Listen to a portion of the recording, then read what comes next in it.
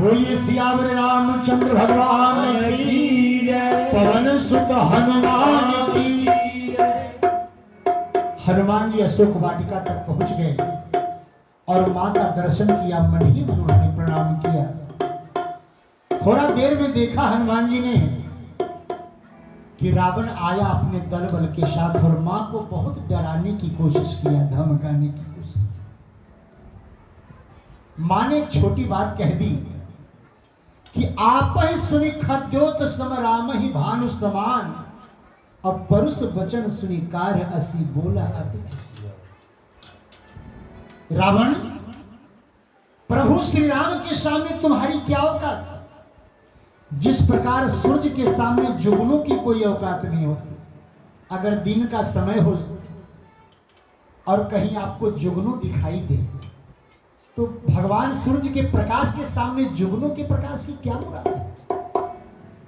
मां ने कहा, रावण, जिस तरह सूर्य के सामने जुगनू की कोई मुराद नहीं होती, उसी प्रकार प्रभु श्री राम के सामने तुम एक जुगनू की भांति हो। तुम्हारी क्या मुराद है? तुम्हारी क्या औकात है?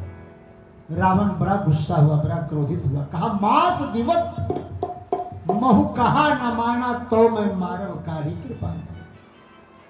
1 महीने का समय दिया, यदि मेरे बात को नहीं मानोगी तो इसी चंद्रहास से आपको मृत्यु दंड दे दूंगा। और ये कहकर चला गया। हनुमान जी सब कुछ सुन रहे थे। अशोक वृक्ष पे छुप कर बैठे थे हनुमान जी, और बड़ा छोटा सा स्वरूप धारण किए हुए, बड़ा छोटा बनकर गए हैं। देखिए, शत्रु के घर गए हैं हनुमान जी, लेकिन वहां भी बड़ा छोटा बनकर गए हैं।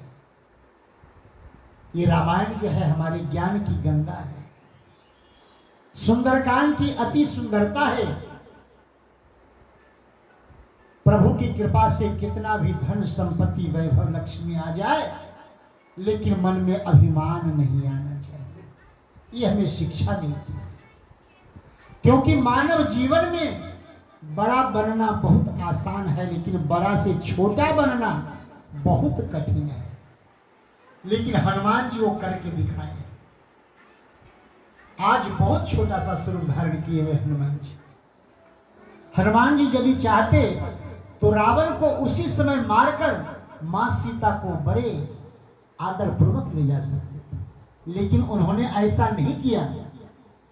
इतना सामर्थ्य रहते हुए, क्योंकि हनुमान जी यदि चाहते एक पैर यदि लंका पे रख देते तो पता नहीं लंका पातालपुरी चली जाती, लेकिन हनुमान जी ने ऐसा नहीं किया, क्योंकि हनुमान जी और रावण में ये बहुत बड़ा अंतर था।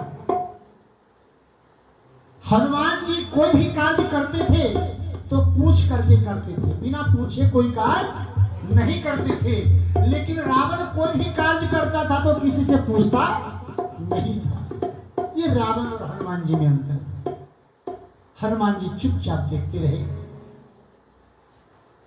जब रावण चला गया, त्रिजटा आती है, विभीषण जी की बेटी है त्रिजटा, राम भक्त थी वो भी, बहुत समझाई है मां को।